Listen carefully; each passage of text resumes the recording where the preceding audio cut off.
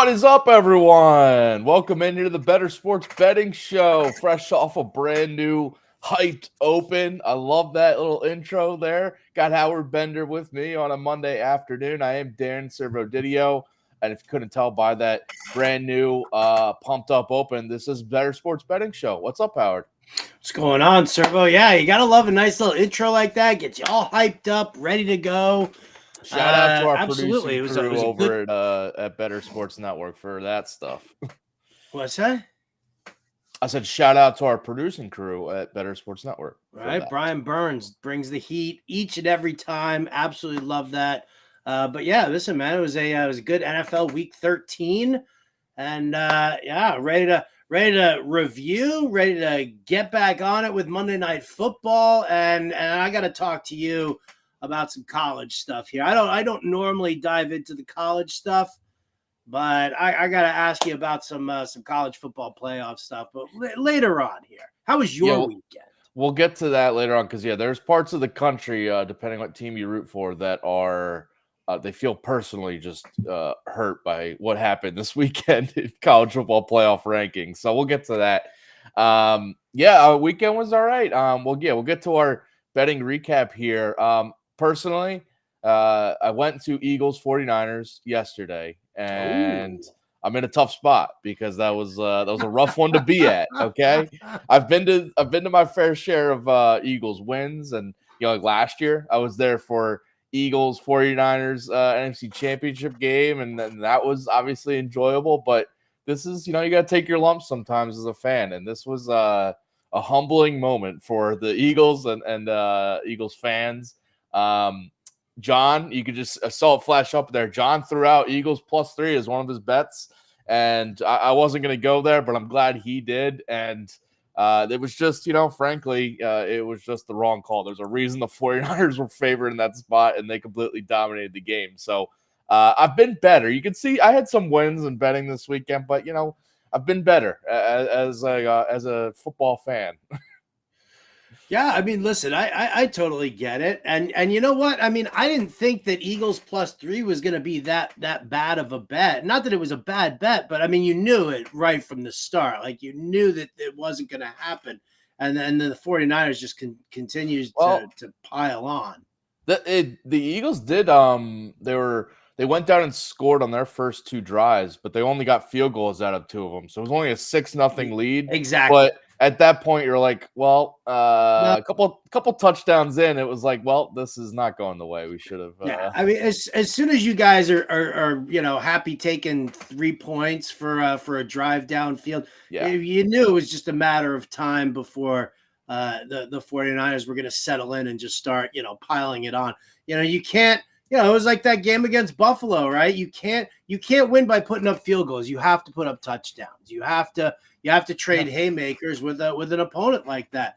But I mean, listen, the narrative coming in because of the way the Eagles beat Buffalo and because of the way the Eagles beat Kansas City, and everybody was like, no, those teams lost those games. The Eagles didn't win those games. You kind of thought, all right, well, hey, you know what? Listen, at home, the Eagles down 3, a home dog here. I mean, this was it could have definitely gone the other way. But yeah, the 49ers like immediately put the kibosh on that one there. So, I mean, listen, welcome to what it's like to root for a team that loses and gets their asses handed to them. I do. That's week in, week out. I walked into the house and my wife was like, "Hey, how'd the Jets do?" And I was like, she's so adorable like that. So come on. Fair point there. All right. Well, other bets from the weekend. You had a pretty good weekend, and you and me were on a couple of the same picks here. And these were honestly, after we had talked on Wednesday's show, if you were on Friday's show, I had a feeling you would have thrown out the Panthers +5.5 on that show, and you threw it out in your best bets article over at Fantasy Alarm, and we were both on that one.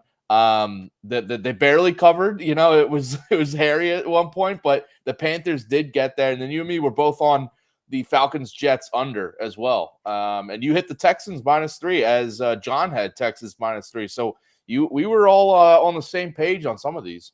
Yeah, I mean, listen, Falcons Jets. I mean, we've gotten that stream now of of players. I was even trying to root for Mbemba's, plus 2,200, no touchdown. Yeah. In that game.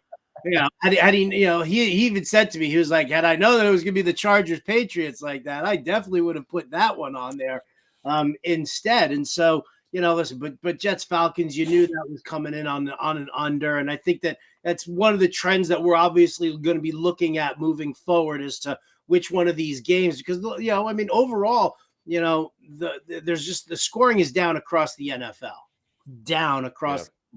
significantly, which is why we're seeing a lot of these, low over under totals. But I'm totally cool with, with doing that. The Texans were an easy one, I thought. I'm sure they made you sweat it out a little bit, and but overall, playing their third straight home game was just a nice cushy spot for them to be in. So I was in on that, and then the Panthers covering that spread. Again, we've talked about it. It's like close to 60%. It's probably like 57 or 58% that teams who fire their coaches mid-season, the game after, either win outright or cover close to that amount. So, I mean, it wasn't, it wasn't like you were looking for hardcore analysis here, trying to figure out what's Coach Chris Tabor going to do right now. It was just a matter of just kind of playing the percentages on that one there. So, like I said, those were great. I did have one loss that really looked absolutely like the worst bet in the world to start, but then once you got into that third quarter, was a lot different, and that's the Saints-Lions game. And I was like, everybody was all in on the Lions and blah blah blah, and give me the Saints, plus the 4 points. I think we talked about it on Wednesday, during that show. And I mean, the Lions just came out and destroyed them right from the start. Like it was ugly. And I was like, I'm like laughing because I'm like talking to a friend of mine, my friend Quinn, and I was just like, yeah, so much for that gut feel on that, Saints game for me. And he kind of laughed and was like, oh, well, don't worry, I faded your pick anyway. And then all of a sudden it was like third quarter and the Saints were making their move. Then they lost Derek Carr. And while Winston not terrible, it was a bad situation. Teams this weekend who either went to a backup or, who went to a backup QB, whether it was a benching or an injury, went 0-5 this weekend. So, it was a tough comeback there for the Saints. They almost got me over there, but, what are you going to do? Yeah, the Steelers were one of those teams that lost their quarterback, and I had the Kenny Pickett pass completions prop, and I think he only ended up with like 7 before he got hurt. So that one obviously was a tough one. John hit on Najee Harris rushing yards over in that game, though, so shout out to him. That was a huge loss in survivor pools, man. The Steelers? My Lord, Steelers, yeah. I've got the Jags tonight in one pool. In another pool, I took the Bucks. So I'm advancing that one. There you go. Yeah. Well, it's really kind of funny because in that one, it's like 25K. And if the Jaguars lose, there are only 8 of us left. Right? So you're like, ooh. You're rooting for the Bengals tonight. But I took the Jaguars in the other one. Yeah. And that's $150,000 in that one. And so if the Jags lose, then if the Jags win, then whatever, then we're in it, and there's like 100 people left in that one. Right? So it's like, do I try and go for like the shorter prize here and the fewer people and go for it that way, or do I root for the Jaguars so that I advance in both? And you know what? I'm going to root for the Jaguars and advance in both, Servo, and keep it running. There you go. I missed on Titans plus 1.5. They lost in overtime. I thought they would pull that out, but they did not. So that one was a tough one. Dolphins Commanders under. I lost there, but did hit on the Tyreek Hill anytime touchdown, thankfully early in that one, and should have bet the multi-touchdown game from Tyreek Hill if you did that. So, but yeah, he was that one. Commanders allowed the most passing touchdowns on the season, so that was kind of an easy one. And I saw minus 140 on BetMGM, and that seemed like a layup. The A.T. Perry anytime touchdown I missed on, but I also threw that out as kind of a dart because I thought Chris Olave would be out, and thought A.T. Perry by default would be kind of the only guy left in that receiving core that's been doing anything. But Olave did play. missed on Josh Downs receptions, as you could see there.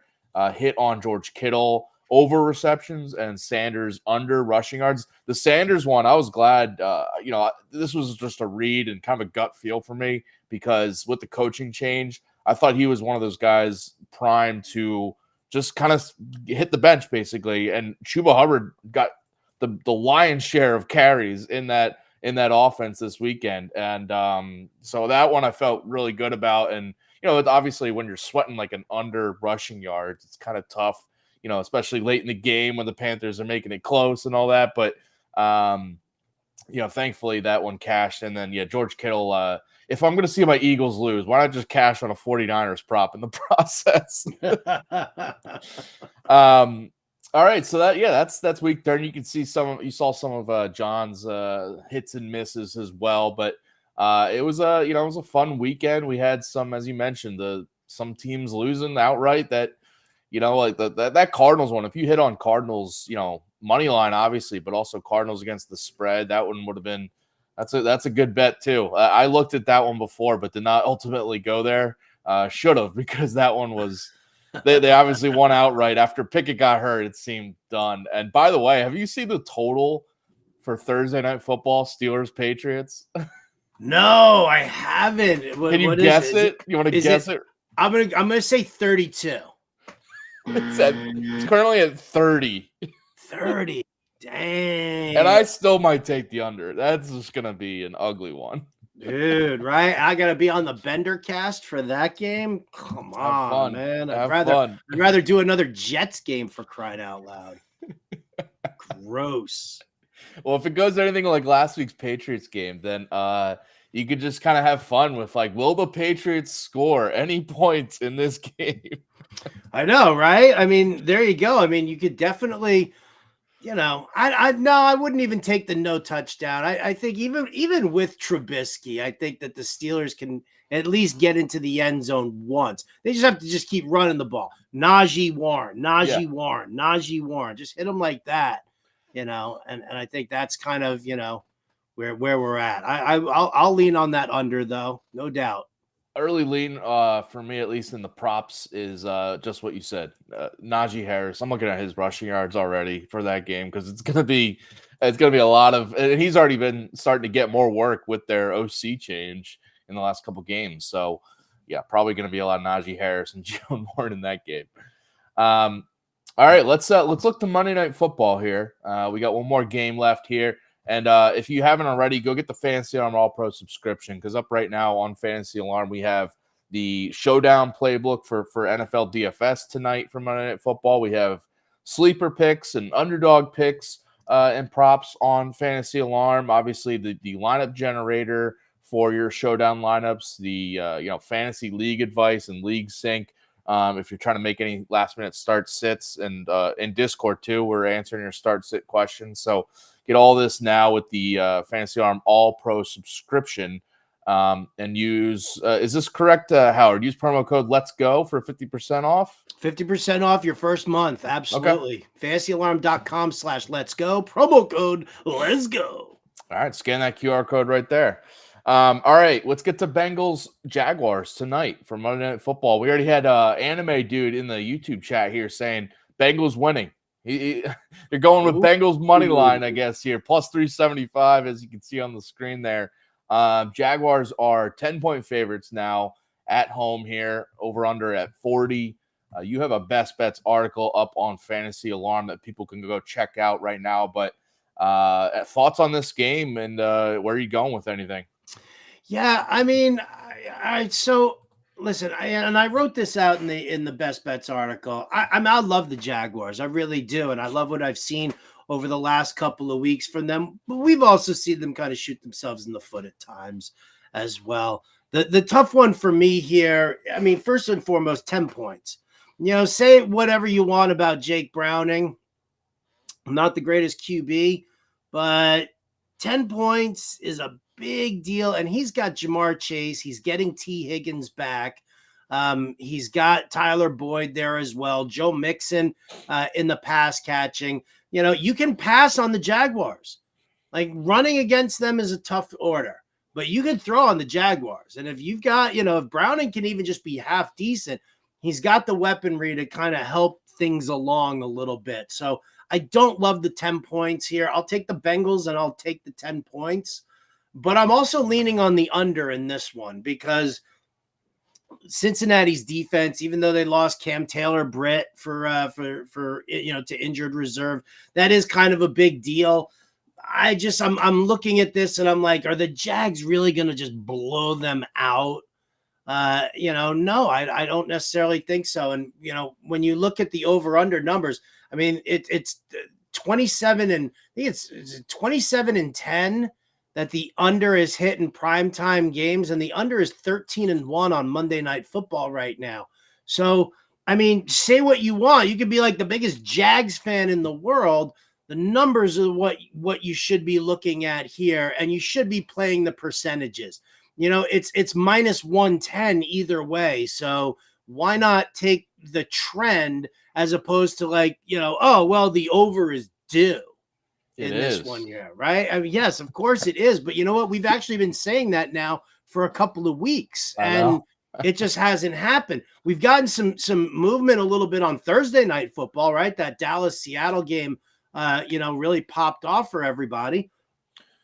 But that game, by the way, I said this on Thursday. I didn't give out the over, but I had said that it wasn't a typical Thursday night game because it was a full week of rest for both the Cowboys and the Seahawks. So I didn't view that as like a Thursday night game, and it ended up being higher scoring. But yeah, to your point, I mean, these unders it's insane how much this is cashing on these primetime games. Right. And I mean, you have to go through it. You have to, the expression is let the trend be your friend. And, unless you see some big outlier, like, whatever, like the San Francisco game or Miami's offense that can put up 40 points in a blink of an eye. Right. I mean, Dallas, like when you've got those teams involved, these just high volume scoring teams whose defense is also contributing on that front, then, you can look and be like, oh, maybe I'll take the over on this one here. But, for an over under of 40, the Jags have a tendency that they can play down to their competition a little bit. Bengals, I think they need to play for pride here right now. They don't want to go in and embarrass themselves on Monday Night Football. So I like the Bengals plus the points, but I also like the under in this one. I'm thinking kind of like a 23-13 sort of a thing, or like a 21 to 16 type game, like something in that realm. I'm not saying it's going to be like a touchdown bonanza for either team, but I could see, I do see 2 or 3 touchdowns for the Jaguars. I do. Yeah.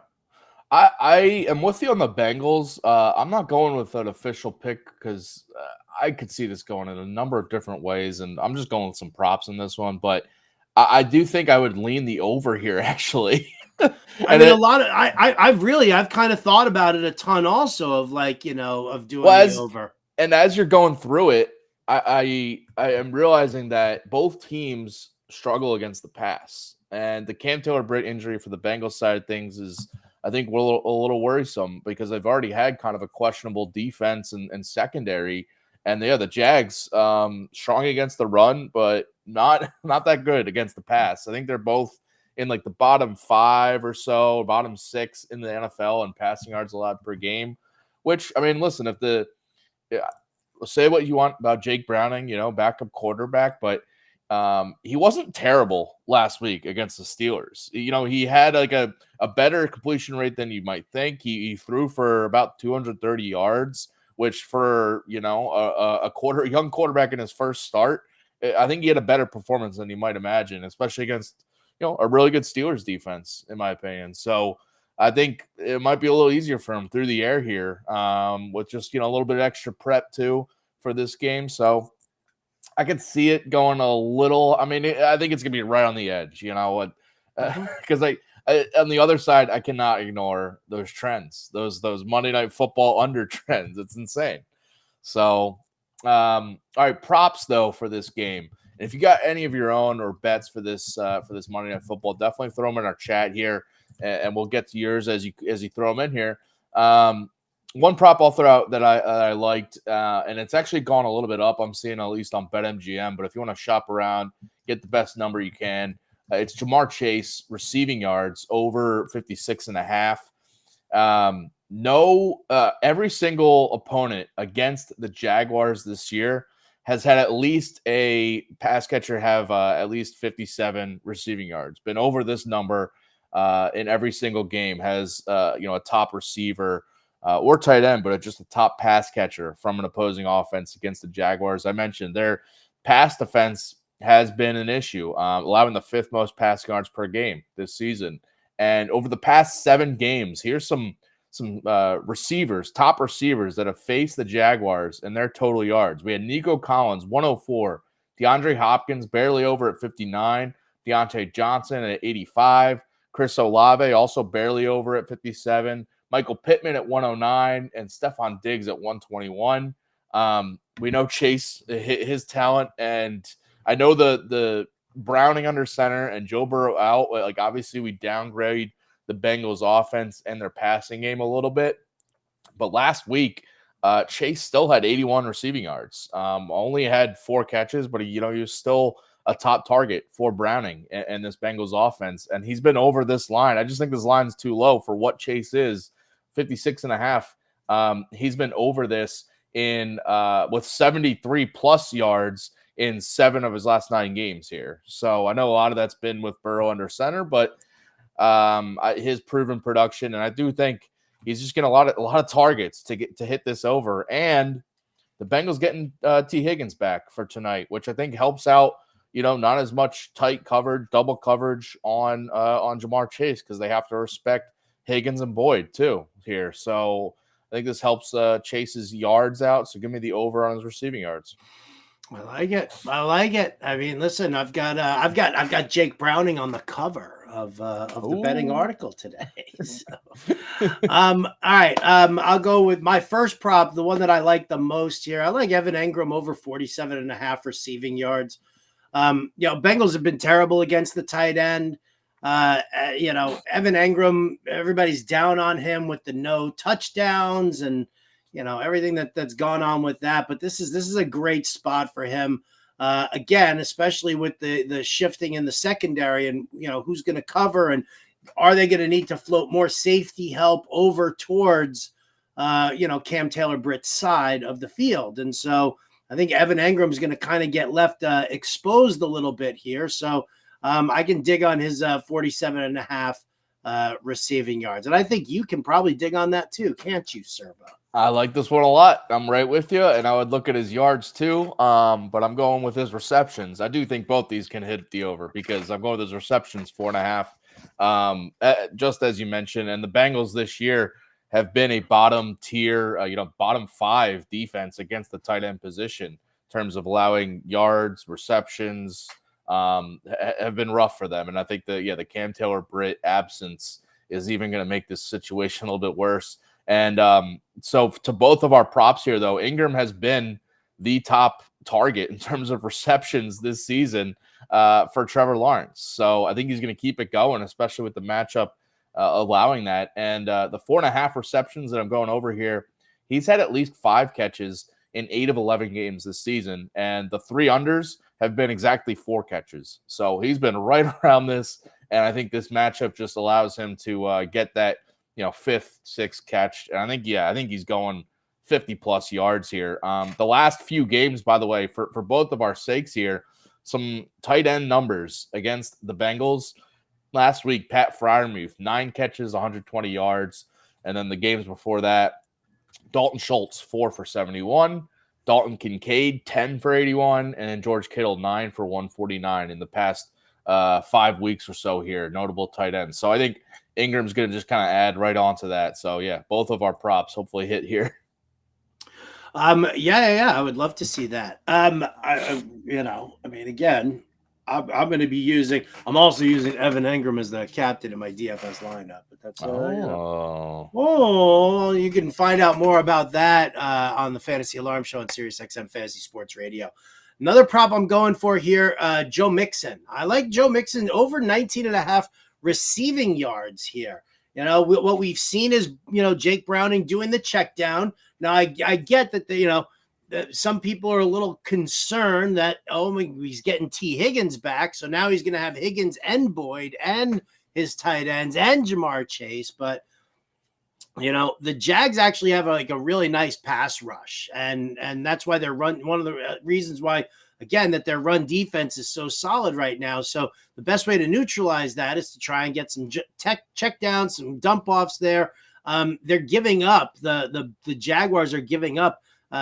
Teams are targeting their running backs at, a little more than 8 times per game for almost 45 yards per game. So, with that lean on Joe Mixon, you've seen his target share, increase. You've seen his, receiving work step up with Jake Browning under center. So I really like that one. I think it's a nice strong pick there. And then just one more, if I could, Servo, just one more. Trevor Lawrence over 1.5 passing touchdowns. I think Egram does get into the box. Whether the other one goes to Ridley or to Christian Kirk or to Zay Jones, I don't know. I don't care. But ETN's banged up. We'll see how he does as far as he's questionable for the game. I know that they could go to Dearness Johnson because everybody runs on the Bengals, but I'm still going to, I'm going to go against the grain here a little bit and take Trevor Lawrence over 1.5 passing touchdowns as well. Listen, I hope one of those goes to my next pick here because I'm going on a dart here, going on a whim. Just called up from the practice squad, Josh Peterson, Doug Peterson's son, making his NFL debut tonight. If he gets on the field, I guess, but he will be active for the Jags tonight because they're down, questionable, but likely both out, according to this call-up. Luke Farrell and Brenton Strange, their backup tight ends. So obviously Ingram is the main guy there and should be plenty involved. But Peterson, I think it's worthy dart here. Plus 1,800 on Caesars is what I found it at. I'm taking a dart because, listen, Doug Peterson's son here. And get this, I don't have many things to kind of brag about in terms of my athletic career, but in high school, I played with Doug Peterson's other son, Drew Peterson, who was around my same age, but his younger brother is Josh Peterson, who we always threw passes with each other, and he was good enough at that age to kind of practice with some high schoolers. So I have a little familiarity with just this situation because this is when Doug Peterson was the Eagles quarterback coach, and his kids played it in our town there. But just some familiarity with just, I see the name Josh Peterson. He's getting called up tonight. Monday Night Football, I feel like Doug Peterson's going to dial something up for Peterson, his son, to get in the end zone here. Right. The ultimate Nepo baby yes. bet here. Absolutely. Hashtag Nepo bets. Listen, I think, he hasn't played. He's been around, bounced around different practice squads for the last few years, but I think this is his first actual game that he'll play. So who knows? Might be the only game he ever plays. Not if he scores a touchdown. We'll see. All right, so that's some Monday Night Football bets and picks for tonight's game. Should be an awesome. Good. I'm glad that's out of the way because I've been waiting to talk about this. I've been waiting to talk about it. Hit me. College football playoffs, dude. Right? I heard you and our producer Adam Bernard talking about it before, and Bernard said there was one comment that really just hit it, and that was, is the national champion, is it the best football team all year, or is it the best football team now? And with the way FSU has dealt with 2 quarterback injuries, and this other kid is who got the start against Louisville and won, right? This kid's not afforded the opportunity, and they're saying that FSU is out. I'd love to A, know your thoughts on that. B, tell me where you're going with this FSU-less, Georgia-less foursome here. Yeah, you can see on the screen there, left out, Georgia and Florida State. So, yeah, the top 4, Michigan, Washington, Texas, and Alabama. Florida State gets left out.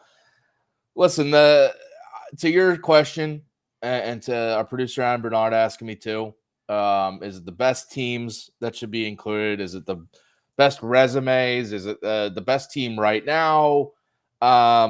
Ultimately, this is a TV product for ESPN and for college football and the NCAA, and they're going to want the most entertaining matchups and teams in there. And when all the debate after Saturday night's games wrapped up and before Sunday's top 4 were revealed, I could not get past the fact that an Alabama team that just beat Georgia would be left out. And if you want to say who's the best team in the country, it still might be Georgia. But they just did lose to Alabama, so you got to put Alabama in there. The team that beats the back-to-back champs, I don't think was getting left out. And then did they Texas, beat them? They beat them what, 1 game? Yeah, but they're the SEC champion. I mean, it's like, all right, so it's basically so what you're telling me is that it's what's gonna put the most eyeballs onto the game. They don't care about the teams themselves, and you could crush it the entire season long, but you lose a late game to another team, and so you get screwed. Okay, listen, that's fine. So then the odds here don't mean shit to me either, right? And I'll just say it. Michigan as the favorite at plus 170, garbage. That's what you guys want. That's what you want, NCAA. You want a cheating coach, right? And a cheating program. I'll tell you what's going to happen. Like you want that, and that's like, because you know that's going to create the biggest stir, the biggest controversy here is whether or not Michigan deserves to be there, and now Vegas is making them the favorite. I'll tell you what's going to happen. College football, in their opinion, was like, thank goodness Alabama won, because we could put them at 4, have them play Michigan, have them knock out Michigan, get rid of Michigan. They don't want Michigan to win this championship. So they got Alabama in there to do that. And you don't think Georgia could have done that? Well, they wouldn't have played in the first round. They would have been different sides of it. So, listen, the other scenario here is if Washington did not beat Oregon, which all credit to them. I thought Oregon was going to win by double digits in that game, as the spread indicated, but that did not happen. And Washington is here undefeated. But if Washington loses and Oregon's in, there's a strong chance that if everything played out the same, that they would have had Georgia still ahead of Oregon, even though they were a one-loss team, because they still would have said they're one of the best teams still. So that's another part of it. I realize for someone that doesn't follow college football, this whole thing is just a mess.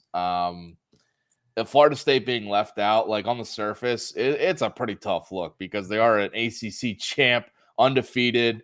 Like it's never happened before in this college football playoff era that an undefeated power conference champion has been left out. So it's. Right, but I mean, again, you basically summed it all up, Servo. It's about money. It's about advertising revenue, and that's all it's about. It's not necessarily about the best team or the best program or anything like that. It's about what's going to make the NCAA the most money right now, and that's fine. I mean, that's gives me, you know what? It allows me to not give a crap about college football anymore at all. Like I wasn't a big college football guy anyway. I grew up in New York City. What was I going to do? Root for the Violets of NYU? Like that wasn't going to happen there for me. So I never really got bit by the college football bug anyway. I try to get in on it a little bit more. And I've got friends actually whose, daughter goes to FSU. I've got friends who are like Miami alum, like hardcore there, who have been trying to get me more into it. Britt Flynn and Chris Sellers getting me more into like Arkansas, right? Now, go piss up a rope, NCAA. Don't care. If it's all about the mighty dollar for you, you ain't getting mine. That's a shame to hear from a guy that loves college football. So, listen, I think next year, I hope people, like with your opinion, come back a little bit because we're going to have a 12-team playoff, and these teams won't get left out. There's going to be a lot more worthy teams in the mix, and they'll have to earn it. Georgia will be in it. Florida State will be in it, and they'll have a chance to, they're going to win a game or two and actually be in the championship. So I don't believe you, Servo. I don't. You don't believe what? That there's going to be a 12-team playoff next year. Right, but I don't believe that it won't be playing politics as well. Yeah, all right, you're going to expand to 12 teams, but yeah, you tell me who's getting in on the back end of that top 12, right? No one's gonna care about who's the 11th or 12th team, though. I'm telling you, everybody's gonna care because it's all about money. People will care because they're gonna tell us to care. But for me, I'm already gonna know. Like this year, I don't know the exact rankings right now, but I think 11, 12, 13. It's Ole Miss, Penn State. I already know they're not gonna beat Michigan. They're not going to beat Texas, Alabama, Georgia. I already know that's not going to happen. So whatever. So it's a waste of time. You can make the argument that the 12-team playoff is a waste of time. I think 8 is a good number. We're not going to do that because it doesn't really work, and they want to include more teams because, as we're saying, it's about revenue, and they get more of these playoff games.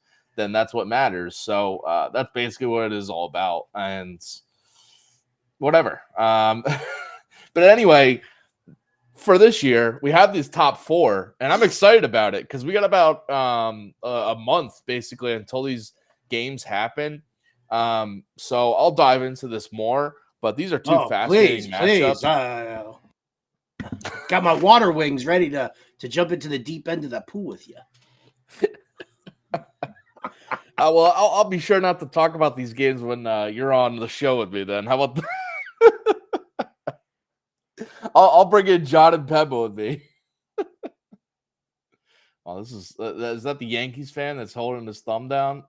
Hey, I'm a little skinnier than that dude now. I've lost some weight. Come on. I tell you. All right, so where are you going though? So you think Alabama takes down Michigan, and what? The winner comes out of Texas, Washington, or do you see Alabama, who got in when they shouldn't have technically gotten in? You think they're going to win the national championship? Right now, I have Alabama winning the national championship. I have them beating Michigan. Close. I think there's this matchup's going to be fascinating, but Alabama's defense is going to be one of the best that Michigan has faced this year, and they also haven't faced a running dual threat dynamic athlete at quarterback that Jalen Milroe is for Alabama. I think that's going to cause problems there. So I've got Alabama jugular with this. Oh, please don't. Not on camera here. Not on camera. Texas, Washington is going to be a track meet, high scoring game. You can see the total at 64.5, and I've probably taken the over in this one. I think this is going to be a really just offensive filled game on both sides. Both teams struggle against the pass, their defenses do, and both teams are very good offensively. I do think Texas will take care of business here, and yeah, I think we're gonna get an Alabama-Texas rematch, which we had back in week 2 of this season. Texas beat Alabama pretty handily on the road too, and I think we're getting a rematch of that one, which I would be very excited for. So yeah, and I have Alabama ultimately winning that, but we'll see. It's going to be fascinating because Georgia and Florida State, the two teams left out, are actually playing together in a bowl game. So that'll be fun and funny because both sides are probably going to have opt-outs with players sitting out for the NFL draft. So that's a whole nother deal. But yeah, this college football playoff is going to be interesting the way it works out because I could see any of the teams winning, honestly. Michigan is Washington's the longest shot there, but Texas, Michigan, Alabama, I could see all of them taking this home. Molroyd thrown in the chat here, saying I guess he likes Texas. Bama's offense is so clunky, but works. Yeah, I mean they got it done against Georgia, and Milroe when he's running it and running hard, and people can't figure their offense out with him running, it's tough to stop. So. And their defense is legit, Alabama's. So I think that's going to matter here in the playoff. and it's Nick Saban, Alabama in the playoff. I think it's gonna definitely matter, especially against the Michigan team that has flamed out of the playoff the last like 2 or 3 years. Can't ignore that part either. Howard, who do you have winning the college football playoff?